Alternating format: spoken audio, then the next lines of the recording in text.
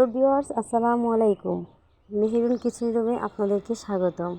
আজকে আপনাদের সাথে শেয়ার করব গ্রাম বাংলার ঐতিহ্যবাহী খুদের চাউলের বোয়া ভাত, সাথে থাকছে ভর্তা রেসিপি। চলুন দেখে নেওয়া যাক আজকের রেসিপি। একটা হাঁড়ি বসিয়ে দিয়েছি, হাঁড়িতে দিয়ে দিয়েছি পরিমাণ মতো তেল। তেলটা একটু গরম হয়ে আসলে দিয়ে দিচ্ছি পেঁয়াজ কুচি।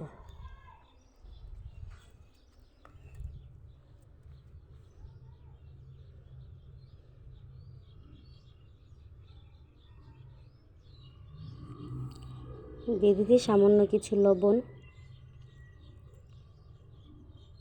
এখন দিচ্ছি কিছুটা আদা বাটা। পেঁয়াজের সাথে আদা বাটাটা একটু ভেজে নিচ্ছি,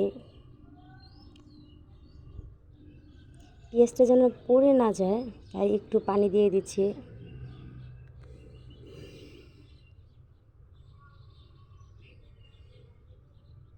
দেখুন, আমাদের ভাতটার কালার সুন্দর আসার জন্য একটু হলুদের গুঁড়ো দিয়ে দিচ্ছি, সাথে দিয়ে দিচ্ছি একটু মরিচের গুঁড়ো।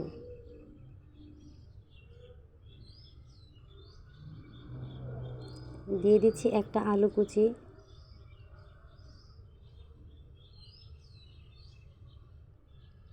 এখন দিয়ে দিব খুদের চাল, সাথে আমি কিছুটা মুসুরির ডালও দিয়েছি। সবটা একসাথে ভালোভাবে নাড়াচাড়া দিয়ে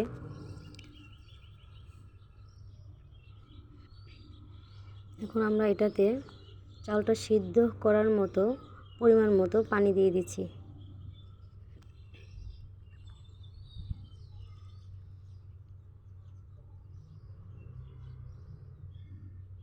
এখন একটা ঢাকনার সাহায্যে ঢেকে দিচ্ছি।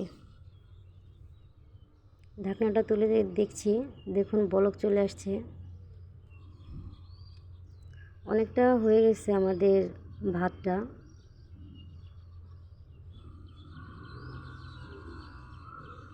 দিয়ে দিচ্ছি 3টে শুকনো মরিচ।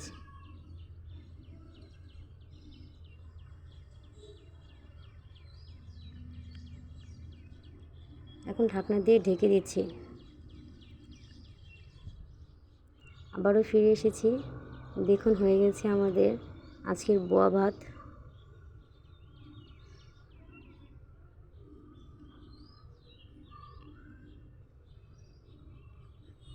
এখন আমরা ভাতটাকে ঢাকনা দিয়ে ঢেকে দিয়ে এক সাইড করে রেখে দিব। আমরা এখানে 3-4টে আলু সিদ্ধ করে নিচ্ছি, সাথে নিয়ে নিয়েছি শুটকি, 3টি রসুনের কোয়া, শুকনো মরিচ আর পেঁয়াজ কুচি। এখন আমরা শুটকির ভর্তাটা বানিয়ে নিচ্ছি। পাটায় বাটা শুটকির ভর্তা কিন্তু খেতে খুবই মজাদার হয়।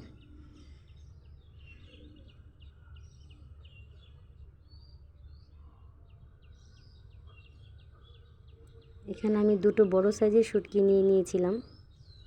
আপনারা চাইলে অন্য কোনো শুটকি দিয়েও ভর্তাটা তৈরি করতে পারেন।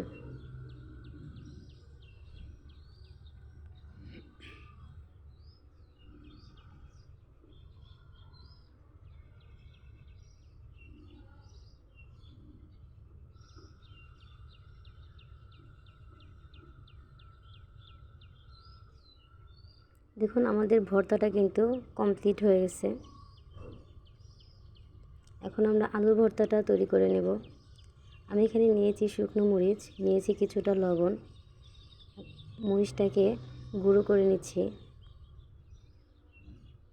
এখন দিয়ে দিচ্ছি পেঁয়াজ কুচি আর দিয়ে দেব সরিষার তেল। এখন ভালোভাবে এটাকে ডলে নিচ্ছি।